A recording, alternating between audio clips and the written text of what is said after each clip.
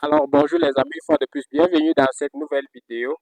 Alors, après avoir parcouru les travaux de fondation, c'est-à-dire les logis, les murs de soubassement, on a entamé depuis pratiquement 3 semaines les travaux de maçonnerie du rez-de-chaussée de notre village duplex.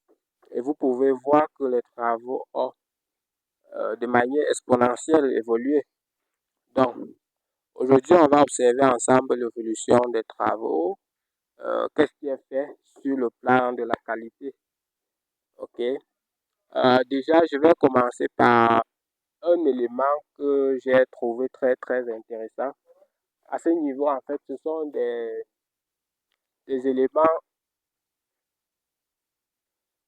que les coffrons utilisaient pour serrer les parpaings, les joues de coffrage contre le mur. Ce que j'ai beaucoup apprécié parce que ça permet vraiment d'avoir des parois, des parements parfaits qui adhèrent directement sur les parpaings sans toutefois laisser des bavures comme on a souvent l'habitude de voir, comme par exemple ici. Voilà. Donc, j'ai beaucoup aimé. Un autre élément, c'est les attentes. Vous pouvez voir déjà que les parpaings ont débordé par rapport aux poteaux qui ont été coulés avant, puisque ici on a opté pour le système poteau poutre. Et justement, ce choix est justifié parce que on n'était pas encore bien calé sur la différence de hauteur souhaitée par le maître d'ouvrage. Mais à la dernière minute, en fait, il a opté pour une hauteur sous plafond vraiment considérable puisque ça permet de véritablement avoir une meilleure aération du bâtiment. Mais non seulement ça facilite la ventilation. Donc, on a joué donc sur cette hauteur-là. Bien sûr, on va gérer le raccord là à ce niveau. Autre élément, c'est notre poteau, nos poteaux décoratifs.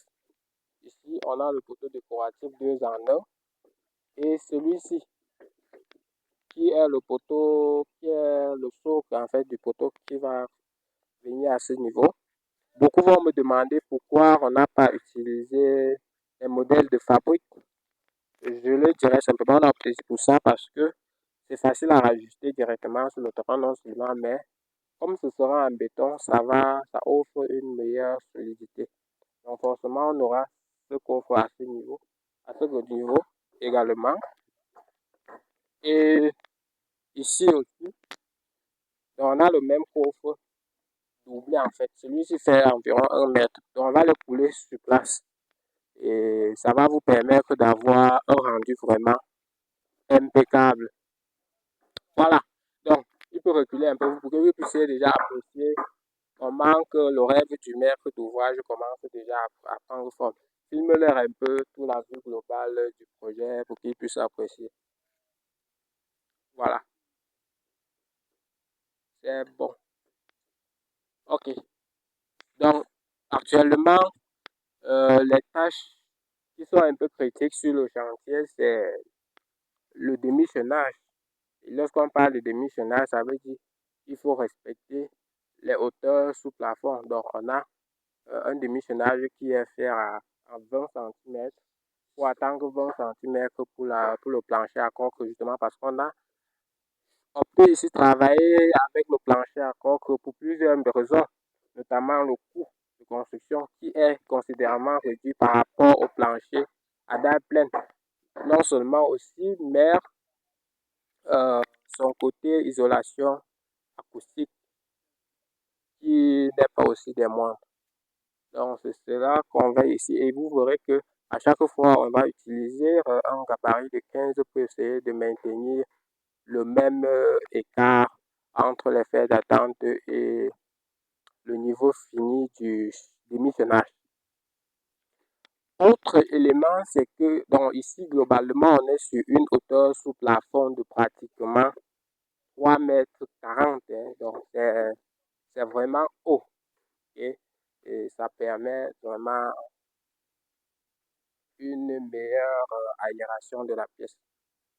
Donc, ici aussi, on a une entrée à ce niveau-là Et vous verrez que normalement, ici, on pouvait laisser directement l'ouverture à ce niveau, mais on a préféré avoir ce demi-mur-là.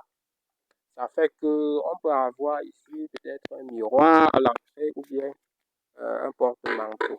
Donc là, ici, on a une salle à manger, là-bas, la douche. Bref, les travaux se poursuivent. On prépare les dalles. Donc, on s'y prête à Dieu dans 2 ou 3 semaines. On va déjà couler cette dalle. Donc, la dalle est un peu partielle. Donc, elle ne couvre pas toute la superficie. Comme je vous l'ai dit, c'est une villa duplex.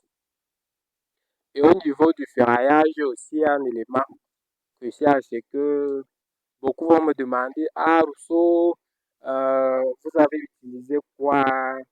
Quel nombre de barres de fer? Je vous dirais, une poutre se dimensionne en fonction des charges qu'elle reçoit et de sa portée.